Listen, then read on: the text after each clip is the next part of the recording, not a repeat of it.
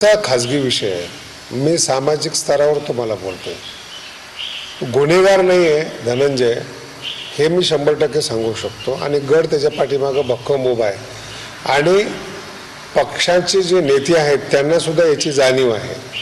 बाकी हा जो विषय आहे किती ताणायचा किंवा धरायचा हा ज्याच्या त्याचा विषय, त्यांच्या मानसिकतेचा आढावा घेतला मी आणि सगळं समजून घेतल्यानंतर मला असं जाणवलं की जो मुलगा राजकीय घराण्यामध्ये जन्माला आलेला आहे आणि पक्षाचे सगळे नेते ज्याचे बालमित्र आहेत, त्याची गुन्हेगारी पार्श्वभूमी नसताना त्याला गुन्हेगार का ठरवतात असं मला जाणवतं। आणि त्याची पार्श्वभूमी ही गुन्हेगाराची नाहीच आहे, त्याला जाणीवपूर्वक गुन्हेगार ठरवत आहे असं मला वाटतं।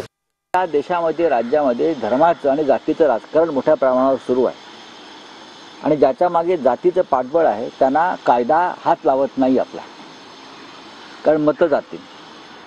देवेंद्र फडणवीस यांची सुद्धा भूमिका तीच आहे, अजित पवारांची भूमिका तीच आहे। ज्याच्या मागे त्याच्या जातीची मतं आहेत त्याच्या बाबतीत कायदा नरम आणि वाकलेला असतो आणि जे कायद्याचे चौकीदार आहेत, गृहमंत्री आहेत, डेप्युटी CM आहेत, मुख्यमंत्री आहेत, ते सुद्धा जातीची ताकद बघून त्या नेत्याच्या मागे त्यांनी काय केलंय किंवा नाही केलं याच्यावरती विचारतात।